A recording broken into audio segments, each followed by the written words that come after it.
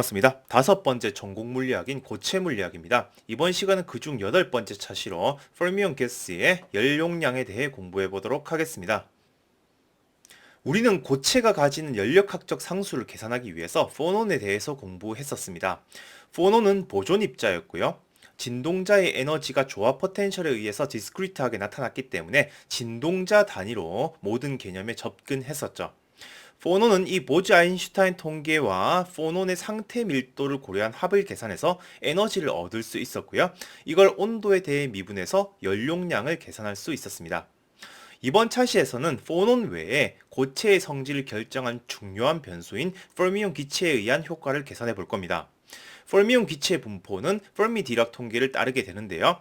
포논과는 다르게 고전적으로 연속적인 에너지를 가진 입자로 다루기 때문에 에너지 단위로 표현할 겁니다.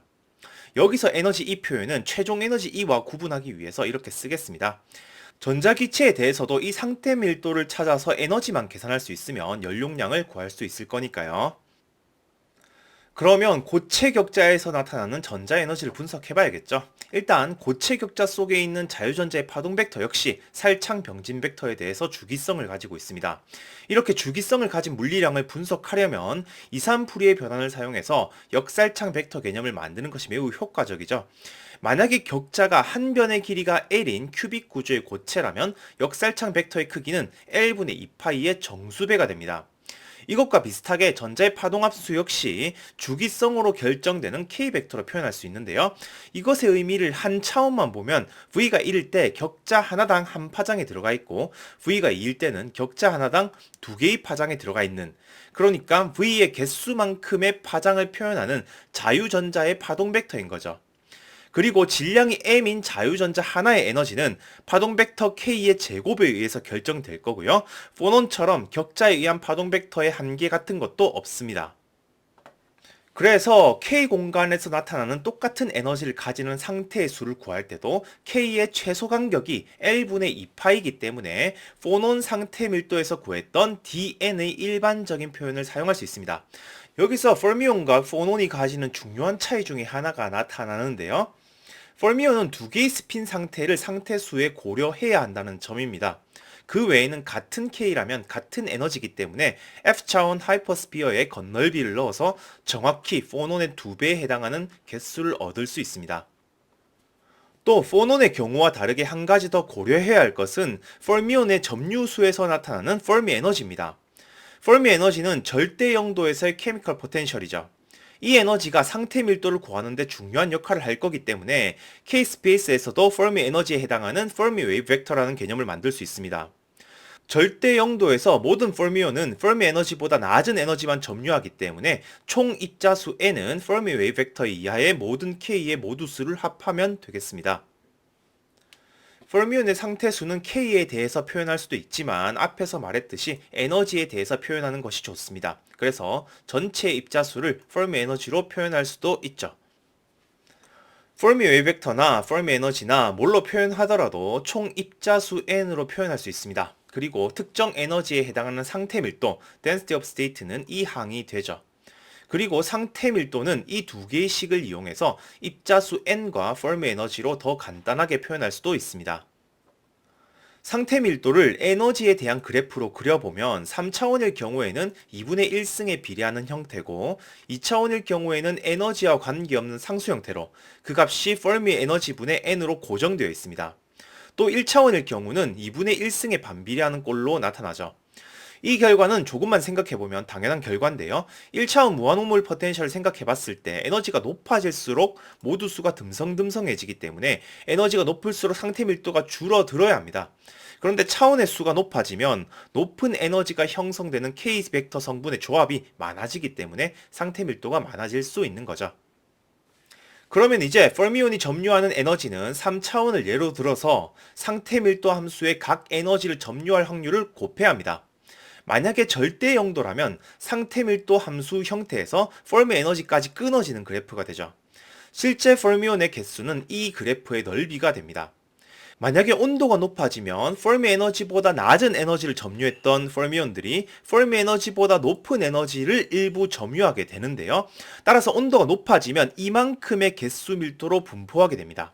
이때는 전자의 총 개수를 전체 적분으로 구해야겠죠. 페르미온의 상태수 dn을 에너지로 표현할 때 비상대론적인 결과들을 사용했습니다. 만약에 입자들이 상대론을 고려해야 하는 상태에 있다면 온전한 에너지식을 사용해야 하는데요. 비상대론적인 것과 정반대로 운동에너지가 정지에너지에 비해서 충분히 크다면 식이 더 간편해집니다. 이 상태 밀도로부터 입자수 n을 페르미 에너지로 표현할 수 있고 상태 밀도도 n과 페르미 에너지로 표현할 수 있습니다.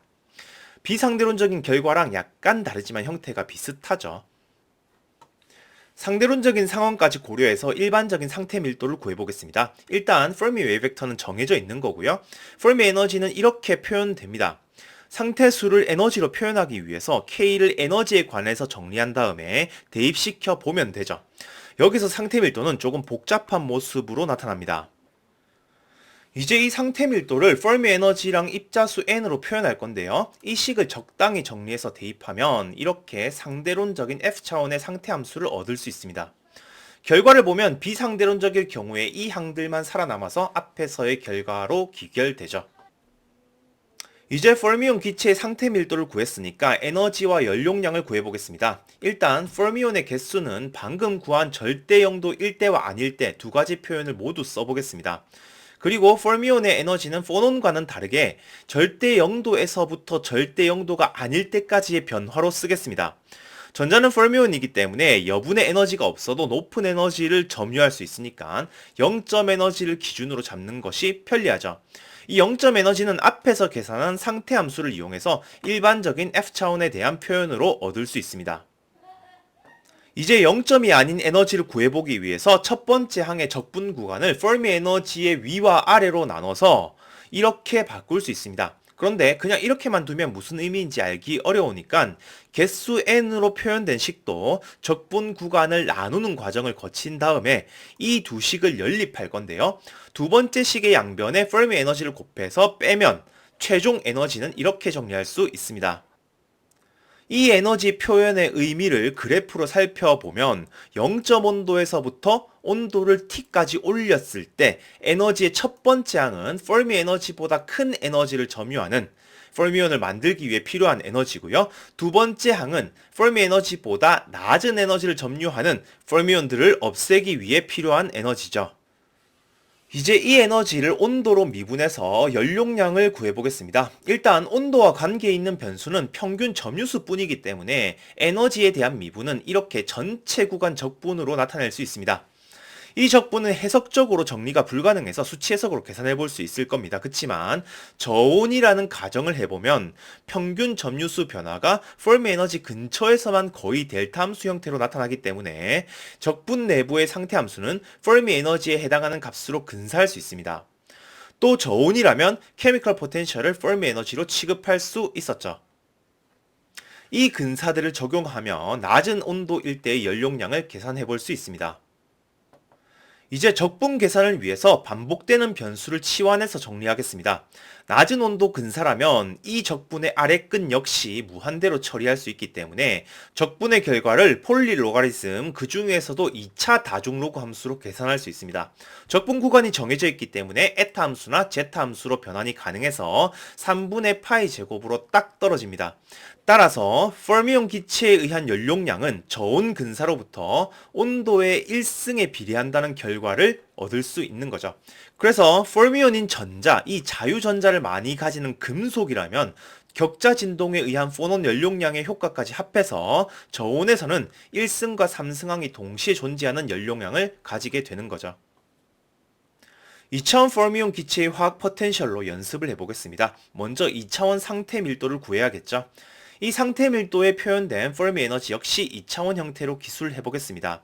그러면 에너지에 따른 점유수는 절대 영도에서 이런 식으로 나타나게 되죠. 명백히 페르미 에너지보다 낮은 에너지를 점유하는 입자수가 n개가 되죠. 절대 영도기 때문에 이때의 케미컬 포텐셜은 페르미 에너지랑 같을 건데요. 온도가 올라가면 에너지에 따른 점유수가 이렇게 변하기도 하고요. 케미컬 포텐셜도 페르미 에너지에서 벗어나게 됩니다. 그래도 변하지 않는 건 전체 입자수죠. 2차원에서의 상태 밀도가 상수다 보니까 이 적분은 손으로 쉽게 계산할 수 있습니다. 이 결과로부터 2차원에서의 온도에 따른 케미컬 포텐셜에 대한 해석적 표현을 얻을 수 있죠. 이번에는 양자역학 시간에 다뤘던 축퇴합입니다. 먼저 제로포인트 에너지를 3차원에 대해 표현하겠습니다. 그리고 3차원에서의 페르미 에너지 표현을 이용해서 제로포인트 에너지를 입자수와 부피로 표현할 수 있습니다.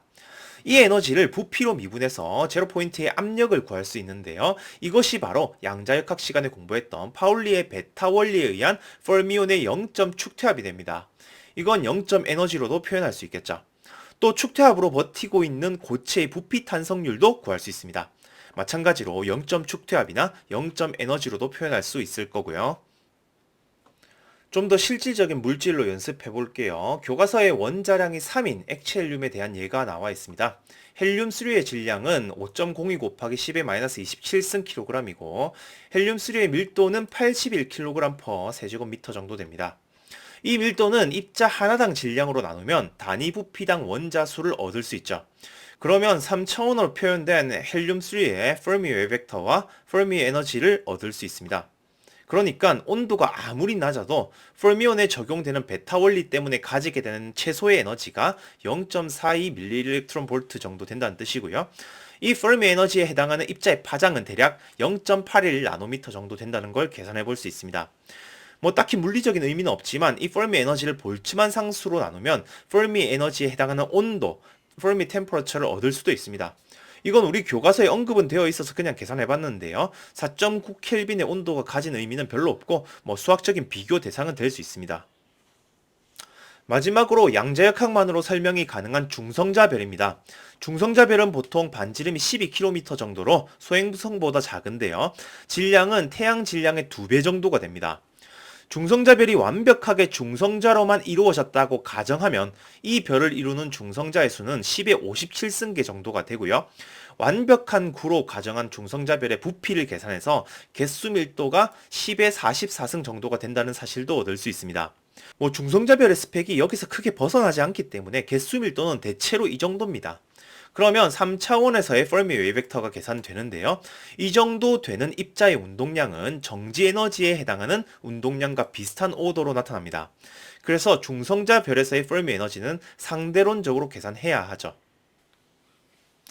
정리하겠습니다. 이번 시간에는 페르미온의 density of state를 계산했습니다. 이건 F차원의 일반적 표현이었고요. 비상대론적인 경우는 mc² 항만 사용하면 됐었죠.